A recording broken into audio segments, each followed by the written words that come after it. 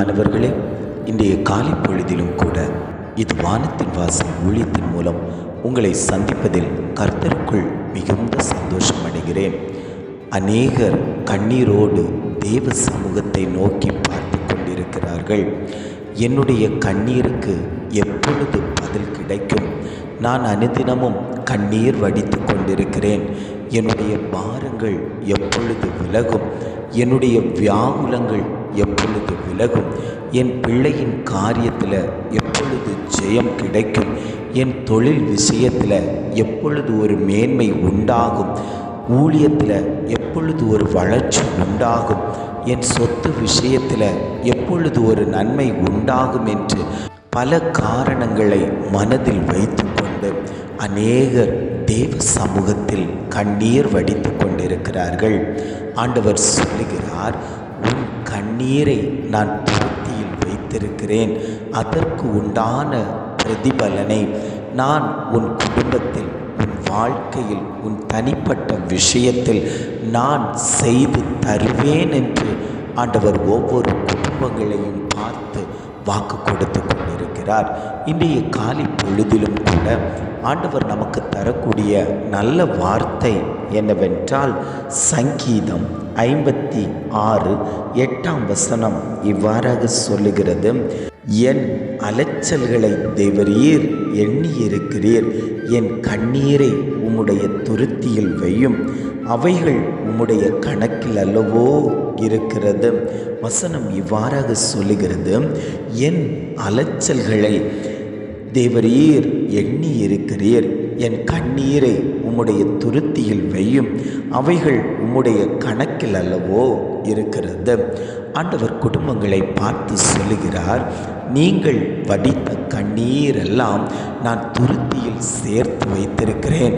அவைகளுக்கு ஏற்ற பலனை நான் உங்களுக்கு செய்வேன் என்று ஆண்டவர் இன்றைய காலை பொழுதில் அநேகருக்கு பதில் கொடுத்து கொண்டிருக்கிறார். அந்நாளின் கண்ணீரை கண்ட தேவன் அந்நாளுக்கு ஒரு நன்மையை கொடுத்தது போல உங்களுடைய கண்ணீருக்கும் ஏற்ற பதிலை நான் தருவேன் என்று ஆண்டவர் வாக்கு கொடுத்து கொண்டிருக்கிறார். நீங்கள் வடிக்கிற கண்ணீரெல்லாம் வெறுதாவாய் போவது இல்லை. நீங்கள் கட்டிலில் வடிக்கிற கண்ணீர், தேவ சமூகத்தில் வடிக்கிற கண்ணீர், ஆண்டவருடைய பாதத்தில் வடிக்கிற கண்ணீர் எல்லாவற்றையும் அவர் துருத்தியில் வைத்து கொண்டு உங்களை மேன்மையாக பார்க்கக்கூடிய தெய்வம், உங்களை கண்ணோக்கி பார்க்கக்கூடிய தெய்வம். ஆண்டவர் சொல்லுகிறார், அழாதே மகளே, அழாதே மகனே, உன் கண்ணீரை எல்லாம் நான் துருத்தியில் எடுத்து வைத்து கொண்டிருக்கிறேன். உன் கண்ணீருக்கு பதில் தரக்கூடிய நாட்கள் வந்தாயிற்று. கண்ணீரோடு விதைக்கிறவர்கள் கம்பீரத்தோடு அறுவடை செய்வார்கள் என்று சொல்லப்பட்டுள்ளது போல உன்னுடைய வாழ்க்கையில் ஒரு அறுவடை உண்டாக போகிறது. அது வெகு சீக்கிரத்திலே உண்டாக போகிறது. வருடக்கணக்காய் இந்த காரியத்துக்காக நீ கண்ணீர் வடித்து கொண்டிருக்கலாம். உன்னை பயப்படுத்துகிறவர்கள் மத்தியில் என்னை பாதுகாக்க யார் இருக்கிறார்கள் என்று சொல்லி நீ கண்ணீர் வடித்து கொண்டிருக்கலாம். தடைபட்டு நின்ற காரியத்திற்காக நீ கண்ணீர் வடித்து கொண்டிருக்கலாம்.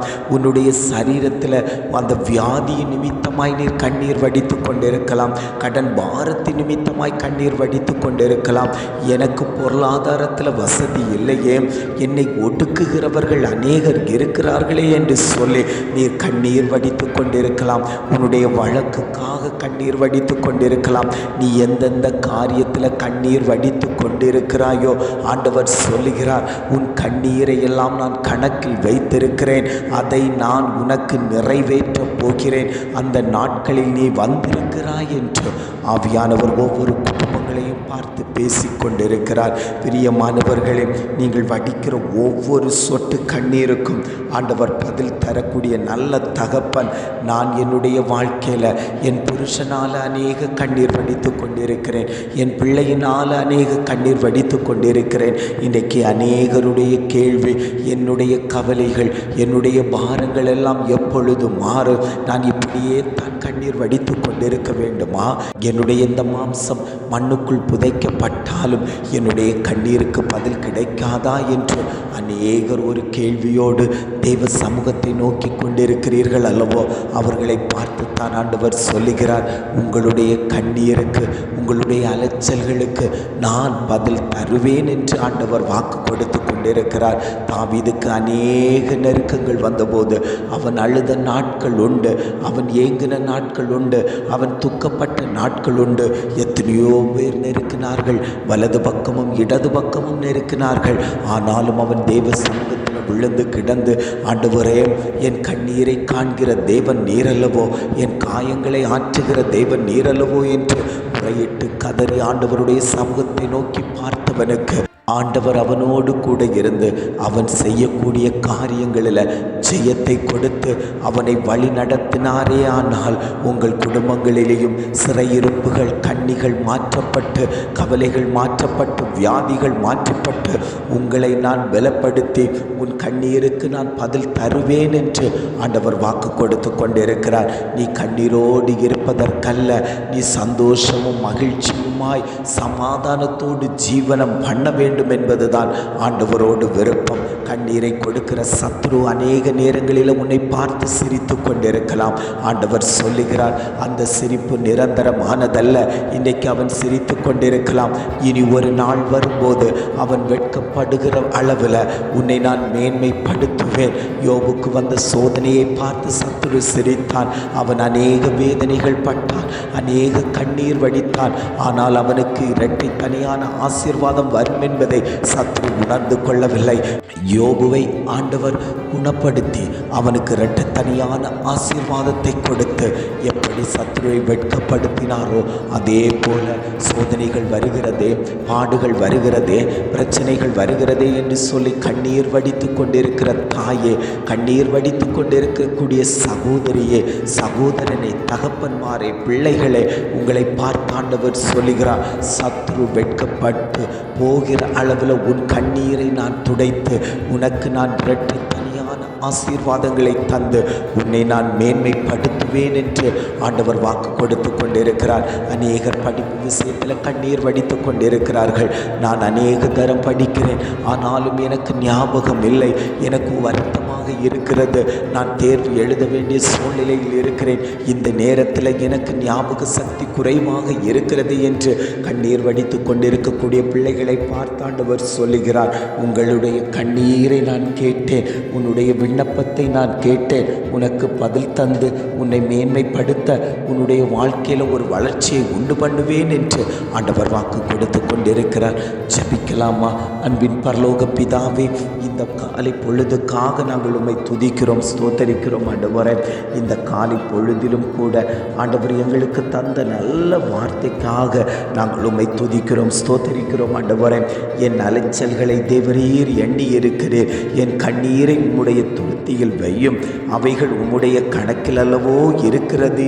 ஆவியானவரே, எங்கள் கண்ணீர் உம்முடைய கணக்கில் அல்லவோ இருக்கிறது. நாங்கள் ஒரு சொட்டு கண்ணீர் விட்டாலும் அதை நீர் கணக்கு வைத்திருக்கிற தகப்பன் அல்லவோ, அந்த கணக்குகளை பார்த்து எங்களுக்கு நன்மை செய்கிற தகப்பன் அல்லவோ.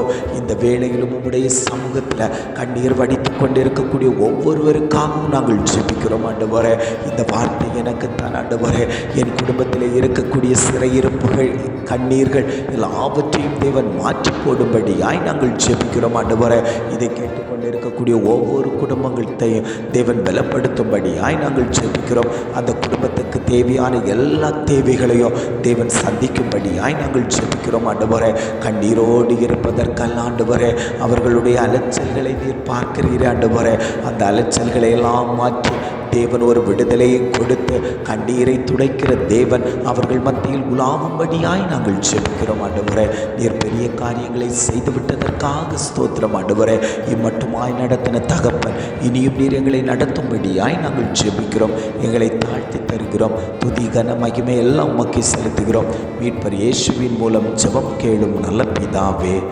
ஆமேன், ஆமேன்.